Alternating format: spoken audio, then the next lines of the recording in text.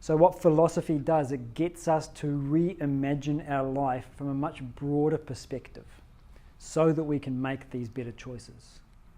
So we need to know what life is. So what is life? Life is known as a stream of experiences. Right now there's an experience stream flowing through you. So an experience is born when the subject meets the object, when you meet the object. So when you as the subject collide with the world as the object, an experience is born. So right now the world is the objects and beings around you.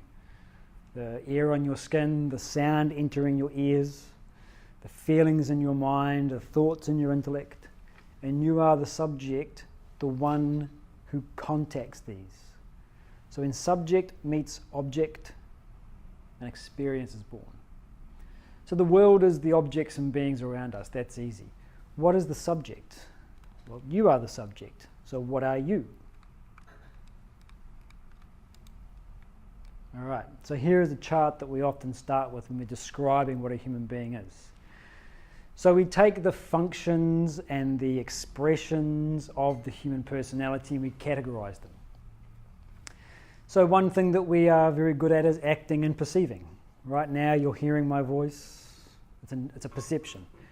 Actions are going on. One person is photographing the screen, another person's having a drink, another person's etc., etc. Actions are going on. These relate to the physical body. It's the body that perceives and acts. We also have a non-rational component of the human experience. Our feelings, our emotions, our preferences, our desires, our impulses. These are non-rational. I like rice. I dislike bread. Why? There's no why about it. I don't have to justify my likes and dislikes. I just like it or I don't. I like noisy, outgoing environments, or I like very quiet environments. It's not right, it's not wrong, it's just the way that it is. This is the mind. This is what we call the mind, the non-rational part. And the intellect is the rational part. The bit that does our thinking, our reasoning, our questioning, our judgment, our decision making. It proceeds via logic, via reason. Body, mind, and intellect. This is the human personality. So what are you? You are combined actor, perceiver, feeler, thinker. You hold your mobile phone. What is it? Okay, it's a receiver of calls. It's a maker of calls. It's a receiver and sender of messages. It's a GPS. It's a reminder. It's a calendar. It's a productivity tool. It's all of these things put together. All of its functions is your phone. What are you, the subject? All of these things all your functions put together, this is what we are. Where does the ego fit in here? So the ego is the exaggerated emphasis on my actions, my perceptions, my feelings, and my thoughts. It is a thought which arrogates or claims to be the author or possessor of all of these functions. Another way that we often describe it is to say that the ego is your memory of who you are based upon these three equipments. So if I say to you, who are you? What will you respond? I'm Arun.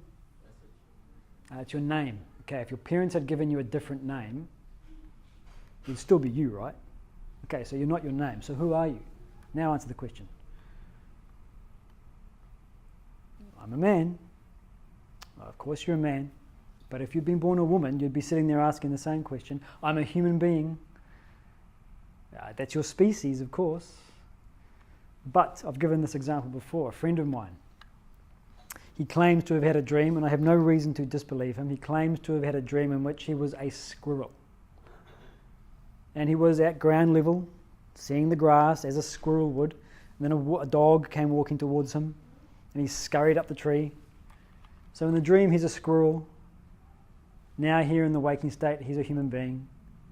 But he says, I was a squirrel. So in the dream, he's a squirrel. Here, he's a human being. So who are you?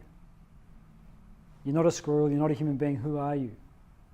Okay, so this is the idea that the ego is the claim that I make regarding my identity. That's the ego. So in deep sleep, where are you? In fact, in deep sleep, you are not there. You don't exist. Your whole personality is switched off. Like you take your phone and hold the button, power off. That's you in deep sleep. And yet, when you switch your phone on, do you have to reset the time? No. When you wake up as the exact same person that you went to sleep as. So the ego is itself an expression. It's a manifestation. So it arises from vasanas, yes. It is a thought. It is a thought which claims, I am this body, mind, and intellect. Now, it's not a conscious thought. So if you are a man, you don't walk around through your day saying, I'm a man, I'm a man, I'm a man. If you're an Indian, you don't walk around saying, I'm Indian, I'm Indian, I'm Indian. But yet, you never lose sight of the fact that you are an Indian man. You always know it, but you're not consciously saying it. It's a tacit or a silent assumption that you make. So the ego is this silent assumption about who I claim to be. It arises from vasanas. It arises because we identify with the activities of the body, mind, and intellect.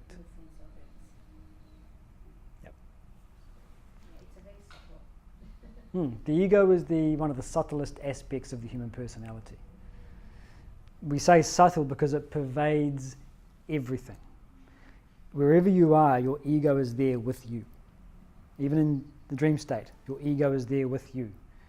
You are claiming to be something at all moments. This is the ego.